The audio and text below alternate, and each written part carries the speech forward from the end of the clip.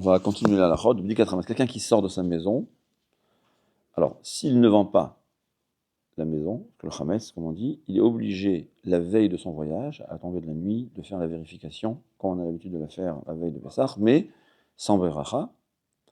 Il peut, il y a un autre moyen, s'il veut, il peut, ou bien dans le cas où il a oublié, il a une obligation, ou bien de vendre, par exemple, il a quitté une semaine avant, et il s'est rappelé, il ne savait pas, il apprend qu'il fallait faire un abdicat chametz, même s'il n'a pas l'intention de revenir dans sa maison pendant Pessah, ou bien si par exemple il a une maison de campagne.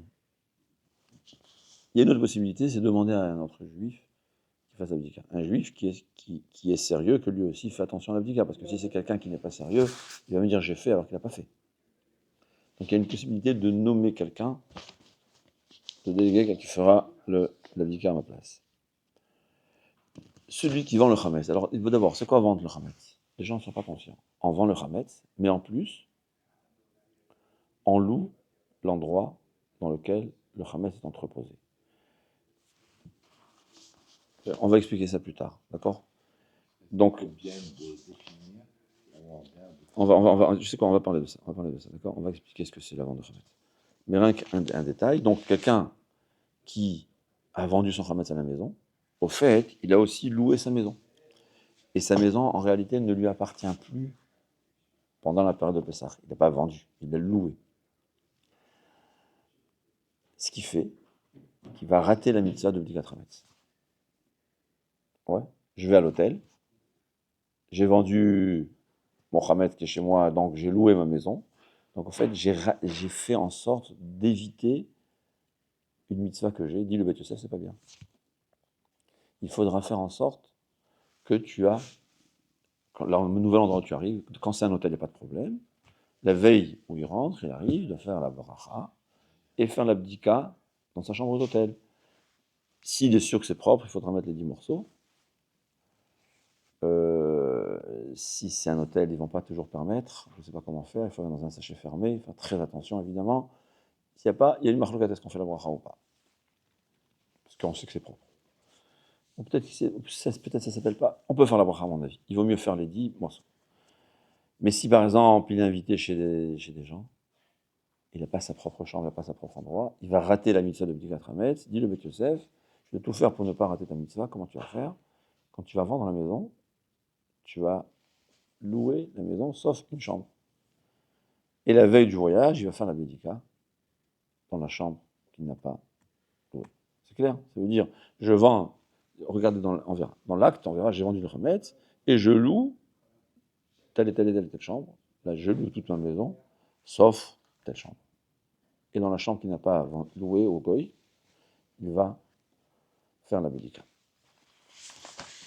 Il faut faire, évidemment, après l'abdika, on fait le bitul chametz. Pour le bitul, j'annule. Alors, normalement, l'idéal, c'est de faire le langage qu'on dit, mais c'est la seule chose qu'il faut absolument comprendre ce qu'on dit. Ouais.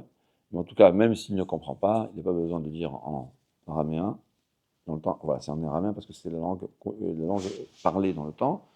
Il dit, j'annule tout le vin, tout chametz, je le considère dans mes yeux comme de la poussière. Et qui dit, on le dit 3 fois pour être sûr. Rabbi Tzana Bashaul, il dit de rajouter dans l'une des fois aussi, et je l'abandonne. C'est pas évident que c'est un abandon, mais il faut dire les mots que Raham a utilisés, je l'annule, et dire aussi, si on peut, rajouter au moins une fois, et j'abandonne tout chametz qui m'appartient. Et cette année, on va le faire 2 fois, donc on va le faire vendredi. Non, on va le faire cette année après la bédika, après la vérification, comme d'habitude, et samedi matin. Avant l'heure, donc 2 heures avant midi, je crois que j'ai vu dans le calendrier à Toulouse, c'est 11h15, je crois. 11h11, c'est ça? Ouais. Avant 11h11. Non, on a le droit de manger jusqu'à 11h11, et le bitoul doit se faire jusqu'à midi et quelques aussi. Avant midi, on fait un bitoul. Pourquoi? Parce qu'une fois où c'est déjà assourd, par exemple, quelqu'un, il avait du chametz, il est obligé de faire le bitoul. Alors on fait 2 fois. La première fois, on le fait chametz que je ne connais pas. La deuxième fois, je fais un chametz que je connais. Par exemple, quelqu'un qui avait mis du chametz de côté. Et le premier bitoul ne s'applique pas à ce chametz parce qu'il sait où il est. Il a oublié de faire le deuxième bitoul. Arrivé le moment où on n'a plus le droit d'en tirer profit, il ne peut plus faire le bitoul. Parce que le bitoul, c'est annulé seulement quand c'est permis. Une fois que le Hametz est interdit, je ne peux plus l'annuler parce que je ne peux pas abandonner quelque chose qui ne m'appartient pas. Et la halakha, elle est que un Hametz, arrivé le moment où on n'a pas le droit d'en tirer profit, il n'est plus le mien. Au fait, la Torah, elle a mis dans ma responsabilité, la Gemara dit comme ça, en réalité, un Hametz, arrivé le moment où il est interdit, il n'est plus considéré comme dans la propriété de l'homme. Un goy peut venir le prendre. C'est pas du vol. Même si c'est quelqu'un qui n'est pas religieux. Et il dit, moi, je veux pas faire la halakha. Ça ne lui appartient pas. La Torah a dit que ça ne appartient pas. Mais c'est quand même, il en est responsable juste pour transgresser l'interdit de posséder du Hametz. Mais puisque d'après la halakha sur papier, ce Hametz ne lui appartient pas, on ne peut plus faire le bitoul après qu'il y a eu l'interdit. Donc si quelqu'un il a oublié de faire le bitoul, il a une obligation de prendre tout le Hametz et les brûler tout de suite. Quand c'est Shabbat, on peut pas brûler, donc il va les mettre dans la poubelle. Là, on ne peut plus faire le bitoul. Ouais. On ne pourra plus le donner à un non-juif. C'est totalement, une fois que ça s'ouvre, le bitoul ne servira à rien, il faut toujours faire le bitoul avant le moment interdit.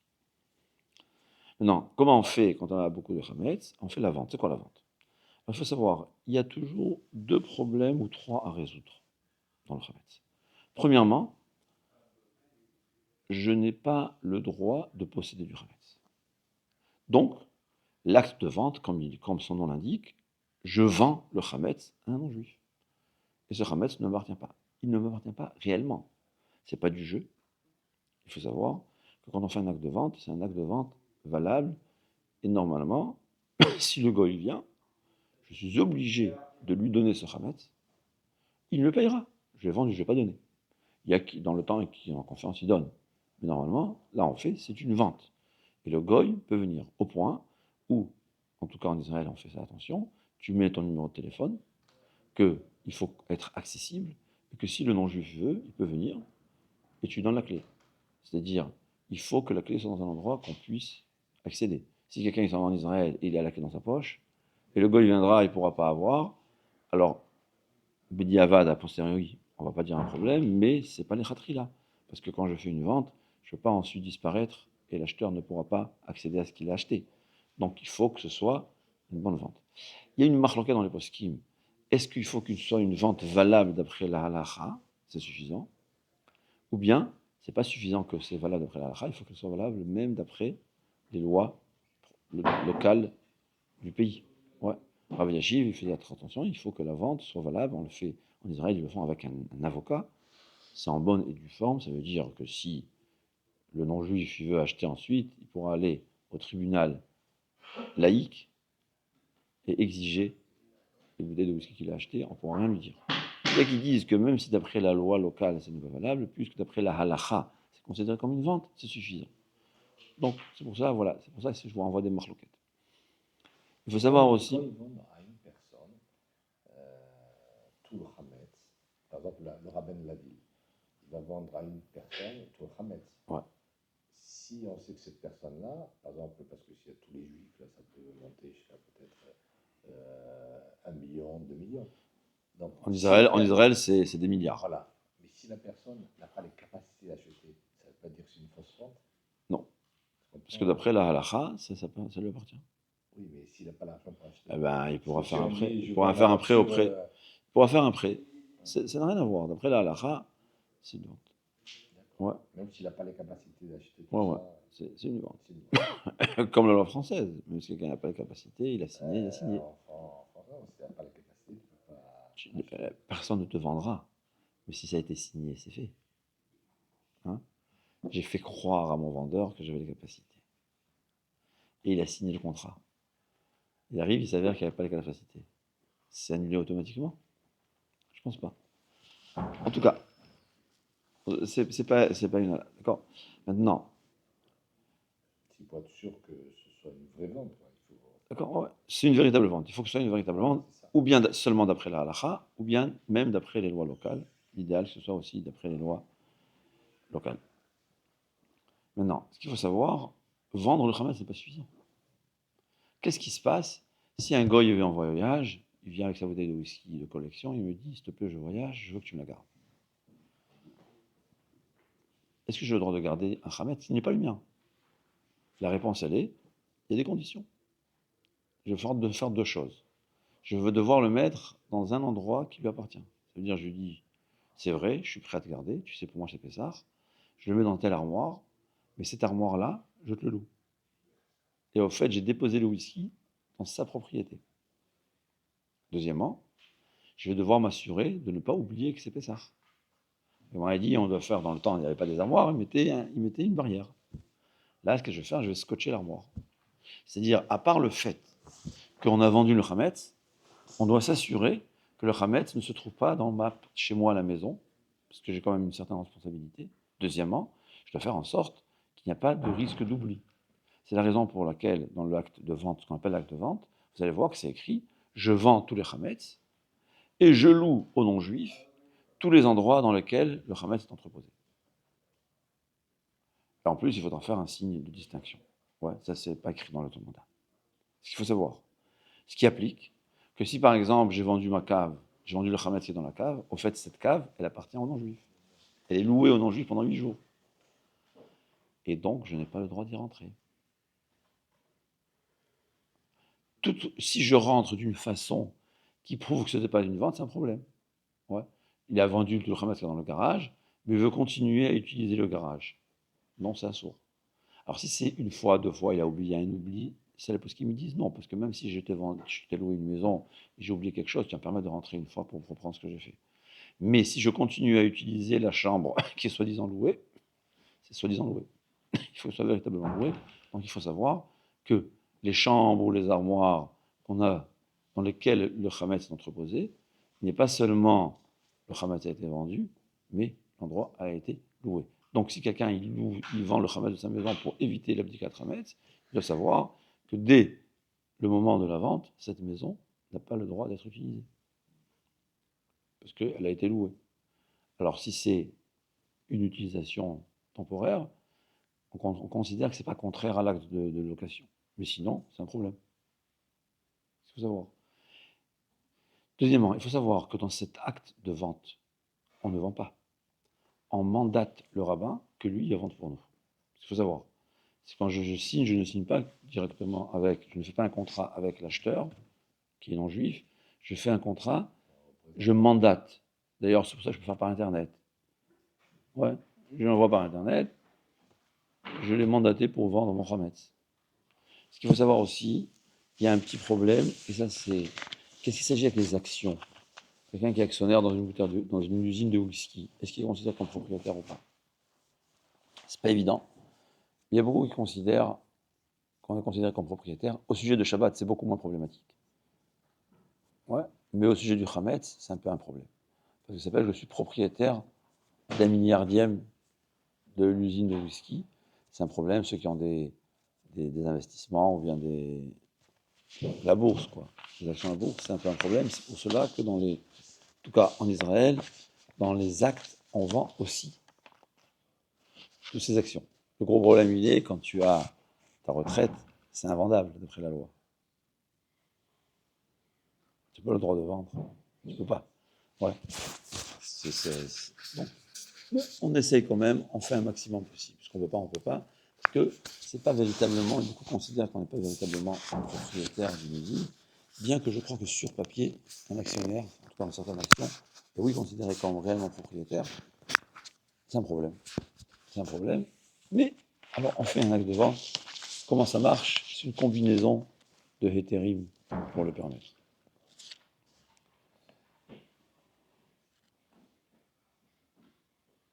Quelqu'un qui est en location, alors c'est un peu drôle, ouais, j'ai loué ma maison. Maintenant, en fait, je la loue à un non-juif. Mais d'après la loi, je ne peux pas le faire. Mais quand même, on le permet, parce qu'apparemment, d'après la halakha, c'est valable.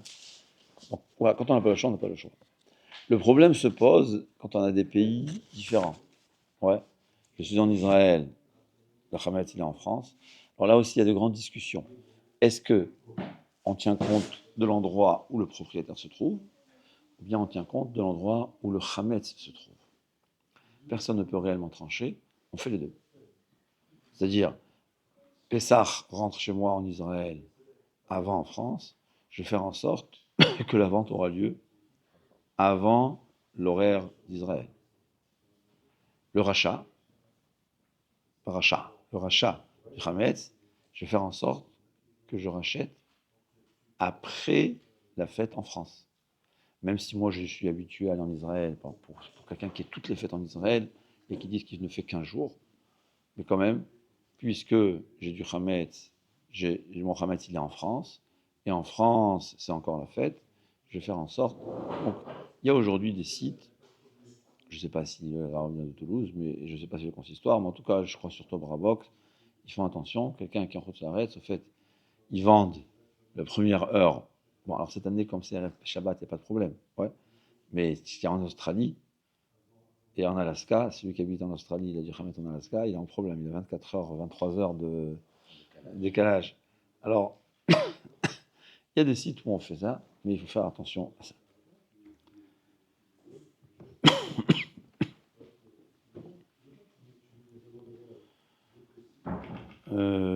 Ouais. Est-ce qu'on a le droit de rentrer dans, comment on dit, rentrer dans une chambre dans laquelle le Hametz est entreposé?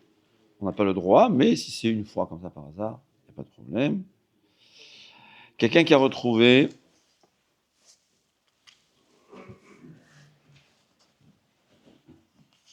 très bien. Là, il dit une question intelligente. J'ai vendu mes médicaments. Et tout d'un coup, j'en ai besoin. Alors, apparemment, en tout cas en Israël, ils font attention qu'on dit aux non-juifs, on vend tout le Hametz, mais en cas de besoin de médicaments, le non-juif, au fait, il tolère de reprendre ces médicaments, comme on a expliqué, parce qu'en vérité, il n'y a pas réellement un problème de médicaments.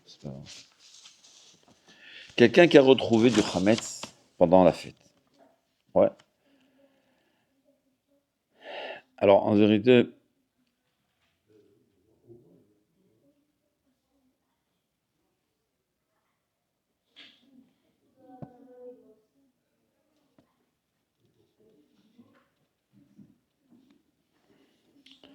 alors normalement, quand on trouve du Hametz à la maison, il faut tout le brûler. Mais là, j'ai trouvé un paquet de pâtes. À qui il a pas un paquet de pâtes? Je l'ai vendu d'avance. Alors Rav Rosner, il dit, on n'est pas obligé de le vendre, de le brûler. Par contre, il faut faire une mechitza, faire une barrière pour ne pas y accéder. Le meilleur, c'est le prendre et le mettre dans l'armoire dans laquelle se trouve ce qui était entreposé. Mais il vaut mieux, voilà, ça est dit, je m'excuse. L'idéal, c'est de faire une mechitza. Mais le prendre de ses mains, c'est un peu un problème parce qu'il y a un risque aussi. Donc normalement, il faut demander à un non-juif qui vienne et qui prenne le paquet, qui le mette. Alors si j'ai trouvé des pâtes dans un paquet, dans une armoire, je vais fermer l'armoire et je vais scotcher. Bon, voilà. Parce qu'en fait, c'est pas à moi, il n'y a pas de problème. Mais il vaut mieux dire explicitement, je ne veux pas que ce soit le mien, je ne sais pas le nôtre, voilà, c'est vendu. Ouais. Il faut savoir que la vente, c'est sincère. C'est la raison pour laquelle aussi, il faut que la vente soit valable d'après la halakha. Et ça, les gens ne sont pas comprendre. C'est pas facile, ça veut dire. C'est très compliqué à savoir comment acheter, comment acquérir d'après halakhiquement parlant quelque chose d'un juif ou donner à un juif. C'est pas évident. Il y a une marloquette et en réalité, les rabbinim, quand ils font les ventes, on vend de 10 façons différentes. Je les connais pas toutes par cœur. Pour qu'on est sûr, s'assurer que la vente a été valable. C'est intéressant. Allez, on arrête là.